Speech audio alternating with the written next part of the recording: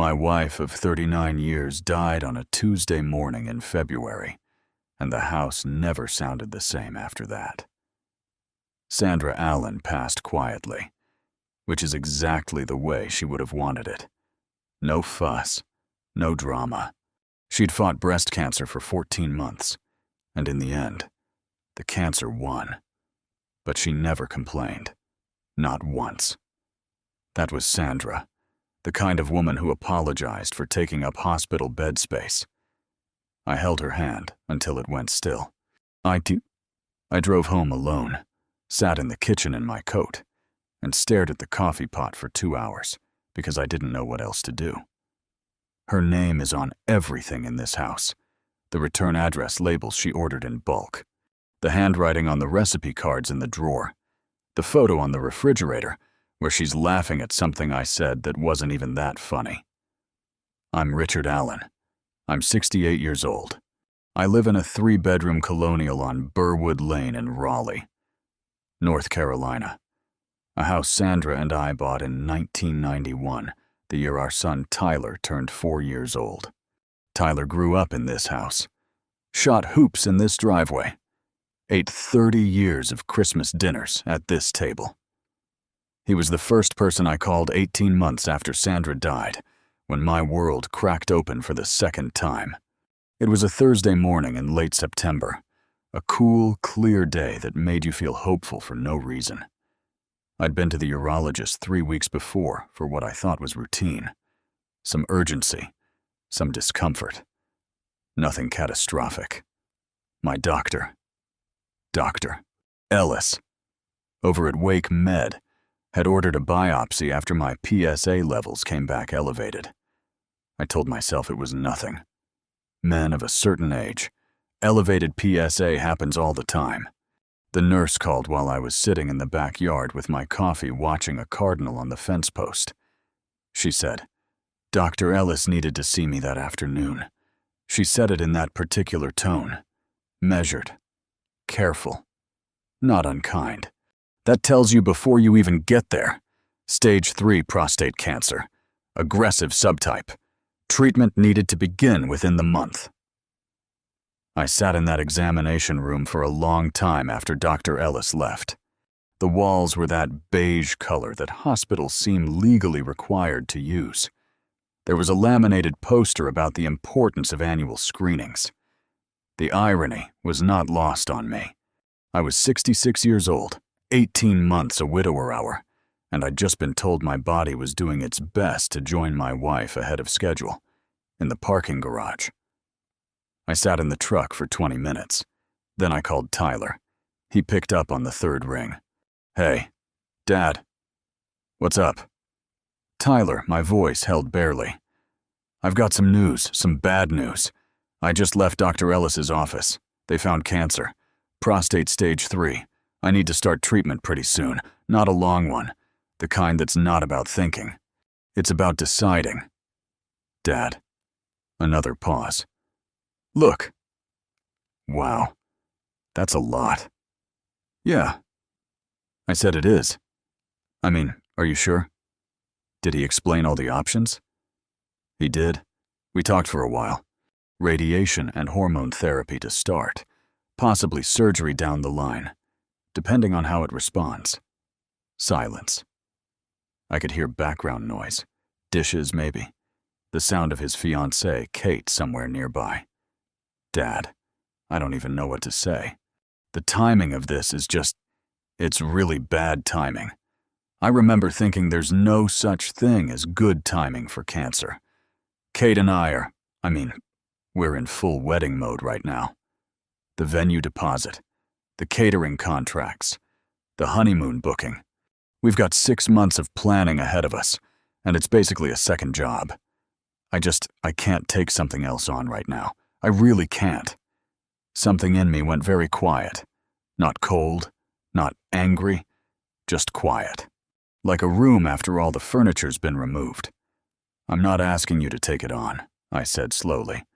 I'm telling you, I have cancer. And I hear you. Dad, I do. But you're strong.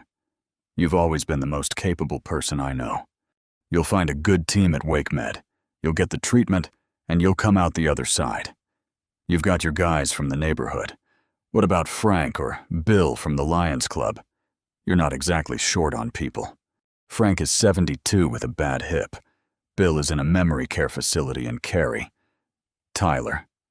Dad. I love you, but I can't do this right now. Kate. This would just add so much stress to what's already a really stressful time. Can we talk about this in a few weeks after the venue stuff settles down? I looked out the windshield of that parking garage. A man was loading groceries into the car across from me. Normal Tuesday afternoon things. Sure, I said. We'll talk in a few weeks. I didn't call back crying. I just made a different kind of note. Now, let me tell you something about prostate cancer treatment, because it matters to this story, and because too many men don't know what they're walking into. Stage 3. Prostate cancer, also called locally advanced prostate cancer, means the tumor has grown beyond the prostate gland itself, but has not yet spread to distant organs. The standard treatment protocol for an aggressive case like mine involves a combination of external beam radiation therapy, which is typically administered 5 days a week for 7 to 9 weeks, and androgen deprivation therapy, commonly called ADT. A DT works by dramatically reducing testosterone levels because prostate cancer cells feed on testosterone. The side effects are significant. Fatigue that makes you feel like you're moving through wet concrete, hot flashes, mood shifts, loss of bone density over time, and a particular kind of loneliness that comes from your own body turning against you in ways you can't explain to anyone. I started treatment the first week of November. My radiation oncologist was Dr. Patel at the Rex Cancer Center on Blue Ridge Road in Raleigh. She was thorough, direct, and had the particular warmth of someone who has chosen a profession that requires them to deliver the worst news on someone's best day. I drove myself to every appointment, 56 radiation sessions over 11 weeks, including a break for the holidays, which the cancer did not observe. On the mornings, I felt too tired to get up. I thought about Sandra, about how she never once asked me to come with her to treatment, about how she'd pack a book in her reading glasses and make it look like an errand. She was braver than she ever got credit for.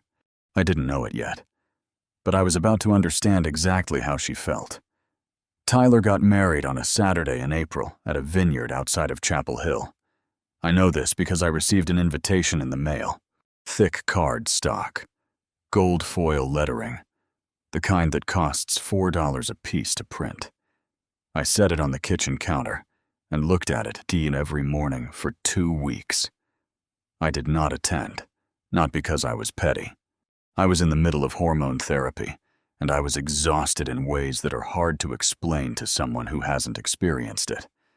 But more than the fatigue, I simply hadn't heard from my son since that phone call in October. Not once. Not a text asking how treatment was going. Not a call to check whether I was eating. Nothing. Kate sent me a Christmas card. It had a dog on it. Happy Holidays. Richard, in Kate's handwriting, and Tyler's name signed underneath like an afterthought. That was the full extent of family communication during 8 months of cancer treatment. My neighbor, Donna Hall, a retired school teacher from 4 houses down, who I barely knew before all this, started leaving covered dishes on my porch twice a week. Tuesday dinners and Thursday lunches, chicken soup, baked ziti, a pot roast once that made me sit down at the table and eat like a human being for the first time in weeks. I left a thank you note in her mailbox. She waved it off like I'd thanked her for breathing. The guys from my Thursday morning Bible study at First Presbyterian took turns driving me to appointments when the fatigue got bad. Gary Hutchkins, 64, retired electrician, told terrible jokes the entire drive. Every single time. I looked forward to those terrible jokes more than I can say. I didn't know it then, but I was building a family. It just didn't share my last name. My follow-up scans in July showed the tumor had responded. Dr. Patel used the phrase favorable response to treatment. She's cautious with language, doesn't use the word remission lightly, but she was smiling when she said it. By August, 1 year after diagnosis, my PSA levels had dropped to near undetectable. I went to Donna's porch, knocked on her door, and told her. She burst into tears, grabbed my arms, and said, "Richard Allen, you are the most stubborn man I have ever met in my life." And I mean that as the highest possible compliment. We celebrated with sweet tea on her front porch and an entire plate of her lemon bars. And it was one of the better evenings I've had in recent memory. 2 years after diagnosis, I was cancer-free. Life had settled into something I hadn't expected. It was good. Not the way it was good with Sandra. That was a different kind of good. Irreplaceable. But it was genuinely, quietly good. I had my routines back. I was sleeping through the night. I'd started going to the gym again. Nothing heroic. Just the elliptical 3 mornings a week and some light weights. I had Donna down the street. The Thursday group. A solid rotation of people who showed up not because they had to, but because they chose to. Tyler and I had exchanged perhaps 11 text messages over 2 years, mostly on birthdays and holidays.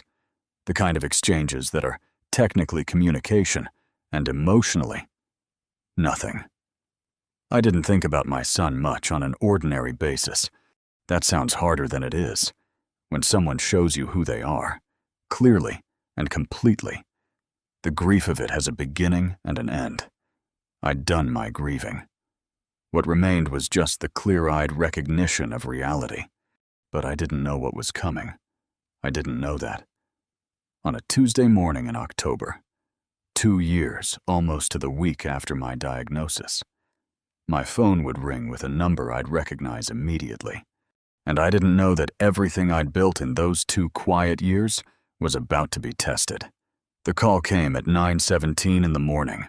I know the time because I was in the middle of making scrambled eggs, and I just set the pan down. Tyler's name on the screen. Not a text. Not a birthday message. An actual phone call. I stood there and looked at it for 3 full rings. Tyler. Dad. His voice was wrong. Thick. Unsteady. Not the practiced smoothness I'd heard in our handful of calls over 2 years. "Dad, I need to talk to you." "Okay. I was in an accident last week. I was on I-40 coming back from a client meeting, and a truck ran a red light on the ramp. I mean, it was bad. Dad, really bad. Fractured my collarbone. 3 broken ribs, some internal bruising. I was in the hospital for 4 days. I'm home now, but I can't. I'm not supposed to drive. I can't do stairs. Well, I can't really cook. Are you all right?" I asked. And I meant it. Whatever else was between us. This was my son. And something in me responded before I could think about it. I'm going to be okay eventually. But right now, I'm pretty much useless. And the thing is, his voice broke. Actually broke the first time I had heard Tyler Allen cry since he was 12 years old, and his dog died. Kate left Dad a beat. She left 2 days after I got home from the hospital. She said she couldn't handle being a caregiver, that this wasn't what she signed up for. She packed a bag and went to stay with her mother and sent me a text saying she'd be in touch about the apartment. I set the spatula down on the counter. A text. After 18 months of marriage, after the venue deposits and the catering contracts, and the second job wedding planning. A text. "Tyler, I'm sorry. That's a terrible thing to go through. Dad, I have nobody." The words came out raw and unguarded in a way I hadn't heard from him in years. My friends. My work friends. They checked in for the first few days and now I'm just I can't lift anything. I can't drive. I can barely shower without it hurting. I've been eating delivery food for 6 days. He stopped. Dad, could you come? Could you come and stay for a while? Just until I'm back on my feet. You're retired. You've got the time. And I just really need someone right now. There it was. The ask that had been building since the first ring of the phone. I need someone right now. The kitchen was very quiet. The eggs were going cold in the pan. Outside, a car drove slowly down Birchwood Lane. Normal Tuesday morning things. I thought about that parking garage in Raleigh, the beige walls of Dr. Ellis's examination room, 56 radiation appointments in an 11-week stretch, every single one driven alone or with Gary Hutchkins and his terrible jokes, the Christmas card with the dog on it. Happy holidays. Richard. I thought about Donna Hall leaving a covered dish on my porch because she barely knew me and chose to show up anyway. About Gary driving 40 minutes round trip twice a week for months. About the Thursday group sitting with me. Through results that could have gone either way. I thought about what Tyler said on the phone 2 October ago. Not the exact words. I didn't need to replay them. But the shape of them. I can't take something else on right now. The wedding is too important. You'll figure it out. And I thought about something, Doctor. Patel had told me early in treatment when I was struggling with the fatigue and what felt like the unfairness of doing this alone. She'd said, Richard, one of the most important things you can do for your recovery is to be honest about your boundaries. Stress is not neutral. It has a chemical effect on your body. Protect your peace like it's medicine, because right now it is. Protect your peace like it's medicine. I took a slow breath. Tyler, I said, I can't deal with this right now. Complete silence. 8 words became 4. His words, his exact words, handed back with the same calm delivery he'd used 2 years ago in a parking garage, while I sat with a cancer diagnosis and shaking hands. The silence stretched. Dad, I have things going on. My voice was even. Not cold, not cruel even.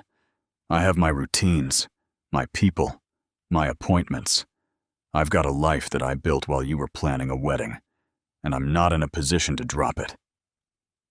Are you, Dad? Are you serious right now? I am. I'm hurt. I was in a serious accident. I've got broken ribs and a fractured collarbone, and my wife just left me. I don't have anyone. I know, I said. I know exactly what that feels like. That landed. I could hear it land. That's not fair. Maybe not, I said. But it's true. Another silence. Longer this time, but I know I wasn't there for you the way I should have been. Okay, I know that. I've known it for a while. But I was 29, and I was overwhelmed, and I made a bad call. I can't go back and change it. No. I agreed. You can't. You're just going to leave me alone because I made a mistake 2 years ago. I pulled up a stool at the kitchen counter and sat down. This was a conversation that deserved to be seated. Tyler, listen to me. I'm not leaving you alone. I'm telling you that I can't drop my life and drive to wherever you are to be your caregiver right now on a Tuesday phone call. That's different. How is that different? Because what I'm not doing is telling you that you're on your own and hanging up the phone. What I'm not doing is sending you a Christmas card with a dog on it and calling that family. I'm telling you what I can and can't do and having an honest conversation about it. That's different. A long pause. What would you be willing to do? And here is where the story changes. I didn't know it yet. But that question, that small, humbled question, was the first honest thing Tyler had said to me in 2 years. I'll call you, I said, every day while you're recovering. I'll make sure you're not going through this without hearing a familiar voice. I'll find out what you actually need. Not what's easiest for me to give, but what you actually need. And we'll figure out what's real. I need someone here. Dad. Then we'll find someone to be there. Tyler. I have more connections in this city than you know. I've got a network of people who helped me through something that nearly killed me. And some of them have exactly the kind of time and resources to help you get connected with the right support. A home health aide at minimum, someone to do grocery runs, help with meals, check-in. That's not impossible to arrange. That's not the same as family. No, I said quietly. It's not. The eggs were cold. I didn't touch them. Tyler, do you want to talk about what happened not 2 years ago right now? Your marriage, the accident. What's actually going on with you? A long pause. Yeah, he said, and his voice broke again. Smaller this time. Yeah, I think I do. We talked for 2 hours and 40 minutes that morning. I learned things I hadn't known. That Tyler and Kate had been struggling long before the accident. That the wedding that had been too important for him to come to my aid had been covering cracks in the foundation from the beginning. That Tyler had been in therapy for 8 months, quietly working on things he hadn't known how to name. That he'd thought about calling me dozens of times over 2 years and hadn't known how to start the conversation. I told him about treatment, not the whole story. That would take more than one call. But enough. I told him about the parking garage. I told him about Donna's lemon bars. I told him about Gary's terrible jokes. At one point, Tyler said, I didn't know it was that bad. Dad? I know, I said. That's the point.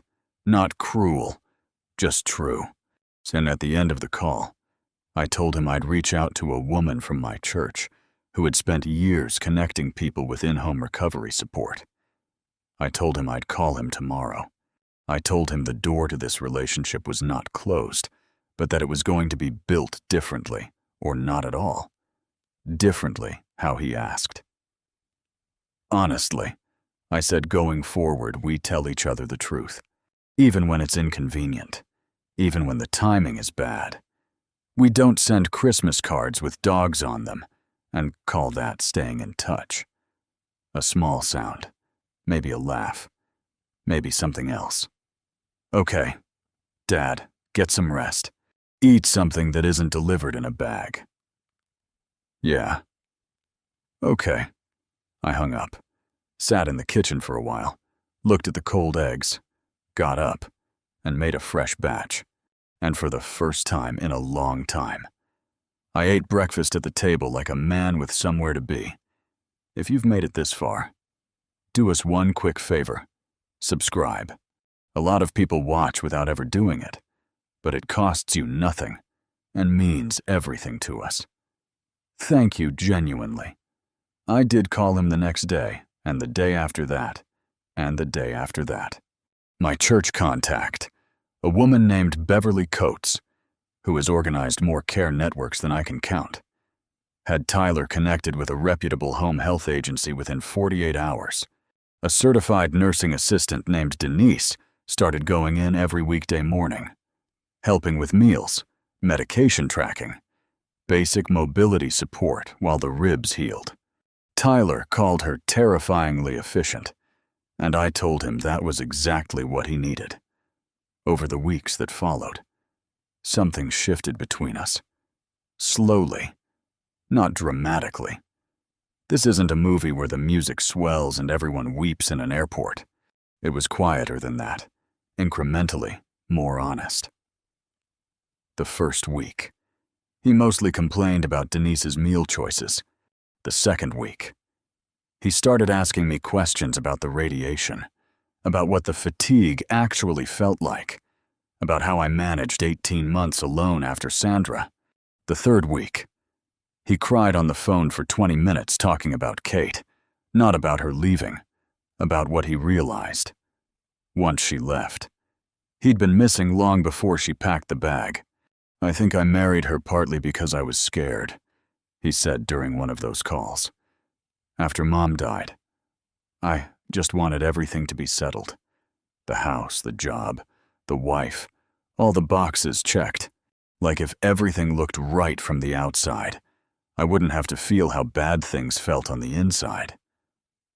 "Tyler," I said, "that's one of the most honest things you've ever said to me." And I suppose it did. I told him about Sandra's last months, about what it's like to watch someone you love more than anything decline, and how there's no way to prepare for the silence afterward. About how the house on Burwood Lane still had her handwriting on the recipe cards, and I wasn't going to change that. "I should have been there more after Mom died," he said. "I didn't know how to be around grief. I ran from it."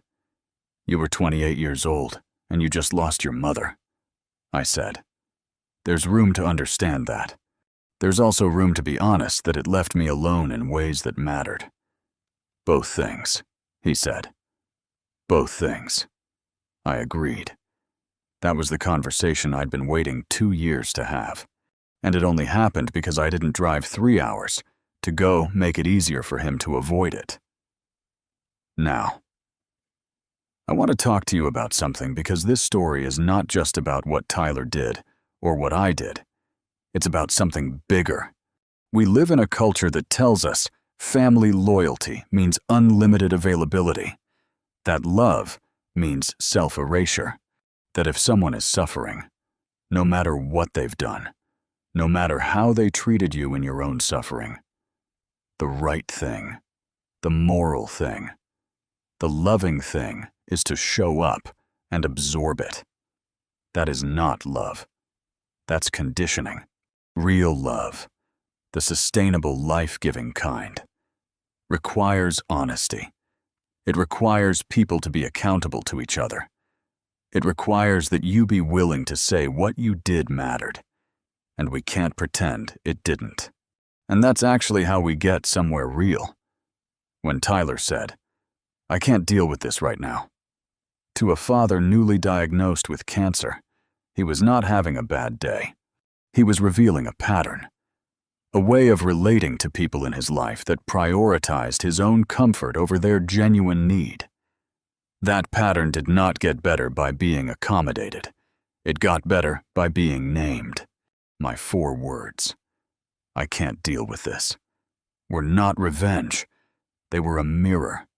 They were me refusing to model the behavior of endless, unconditional availability to someone who had not yet learned that relationships require reciprocity. The boundary was not the end of the relationship. It was the beginning of an honest one. There is a difference between punishing someone and protecting yourself. I was not punishing Tyler. I was protecting the life I'd built, the routines, the community, the health, the peace, things that had cost me everything to construct while he was buying catering contracts. I was also, whether he knew it at the time or not, giving him the single most useful gift a parent can give an adult child. The experience of consequences of their choices don't learn to make better ones. They just learn that someone will always absorb the impact. Tyler is 38 years old. He is fully capable of learning, but he would not have started without the 4 words. It's been 4 months since that first phone call. Tyler is physically recovered. The ribs healed cleanly. The collarbone required a longer timeline, but he's back to driving and working. He's still in therapy. He's not dating, which I think is correct and good. We talk 3 times a week now, not because either of us has declared a reconciliation and hung up the bunting, but because we built a habit of honesty. And honesty, it turns out, wants to continue. He came down to Raleigh for Thanksgiving. First time he'd been to the house on Burwood Lane in 3 years. He walked in and stood in the kitchen doorway for a moment. "Everything looks the same," he said. "Most of it," I said. Donna came over for part of the evening. The Thursday group stopped by. Gary brought a pie, that was. To be honest, Somewhat ambitious for a man who claims he can't bake. Beverly from church. The handful of the people who had shown up when nobody asked them to. Tyler watched all of it with an expression I couldn't quite read. After everyone had gone home and we were washing up, he said, "You built a whole life, didn't you?" "Had to," I said. "I'm glad," he said. "I really am." And I believed him. We are not where we were before Sandra died. We may never get there. That version of our family existed in a particular window of time and circumstance, and that window is closed. But we are somewhere real, somewhere true. That is worth more to me than the version that looked fine from the outside. If you're listening to this, and you're in the position I was in, if you're going through something serious, and the people who should be beside you have decided their convenience is more important, I want to say this clearly. You are not obligated to manufacture forgiveness before someone has earned it. Forgiveness is not a performance you put on to make others comfortable. It is a process. It happens when it happens. If it happens. On your timeline, and nobody else's. You are allowed to build a life that does not center around people who have chosen not to show up for yours. The neighbors, the friends, the Thursday groups, the Donnell of this world. The people who choose you without being required to. Those relationships are not consolation prizes. They are the real thing. And if the people who abandoned you come back, as they often do, asking for what they refuse to give, you are allowed to pause. You are allowed to breathe. You are allowed to decide what you can and cannot do, and to say so honestly, and to mean it. 4 words can change everything. Not because they're clever, not because they're cruel, but because sometimes the most powerful thing you can do is hold up a mirror and let someone see at last what their own reflection looks like. I'm Richard Allen. I'm 68 years old, cancer-free, and building something worth keeping. And I'm just fine. If you liked this story, join our community by hitting that like button and subscribing for more family-centered accounts like Looking Back Now. I don't remember the conversation for how sharp it was. I remember it for how quiet everything became afterward. There are moments in life when you finally stop trying to convince other people to understand you. You simply tell the truth, calmly and completely, and allow it to stand on its own. Whether someone accepts that truth is no longer your responsibility. That realization is far more freeing than winning any argument could ever be. For years, I believed peace depended on changing someone else's mind. I thought that if I could explain myself one more time, find the perfect words, or present enough evidence, everything would somehow fall back into place. It never worked because peace doesn't come from controlling another person's opinion. It comes from no longer allowing that opinion to control your life. Those 4 words weren't magic. They didn't erase the past or undo the mistakes that had already been made. What they did was mark the moment I stopped carrying burdens that had never truly belonged to me. Sometimes a single sentence doesn't change the people listening. It changes the person speaking. Looking back, that was the real victory. Cancer taught me something similar. When you've spent long nights wondering what tomorrow might bring, your priorities quietly rearrange themselves. You stop postponing the conversations that matter. You stop wasting energy on resentment that never pays you back. You begin measuring wealth in mornings you get to wake up, cups of coffee shared with friends, phone calls from people who genuinely care how you're doing, and evenings spent working on something that will outlast you. Those become the things worth protecting. Every project I take on now feels different than it did 20 years ago. I no longer build to impress anyone. I build because creating something useful gives meaning to the time I've been given. Whether it's a workshop, a garden, a restored piece of furniture, or a friendship strengthened through honesty. I want whatever I leave behind to make someone else's life a little better than I found it. That seems like a worthwhile way to spend whatever years remain. Every now and then, someone asks whether I ever regret the difficult chapters that came before. The answer surprises them. I don't regret them because they introduced me to the version of myself I trust most. Not the younger man who believed every problem could be solved if he just worked harder, but the older man who finally understands that wisdom isn't about having all the answers. It's about knowing which questions no longer deserve your attention.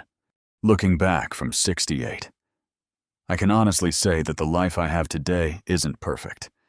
There are still challenges, still doctor's appointments, still unexpected disappointments, still mornings when the world feels heavier than I'd like.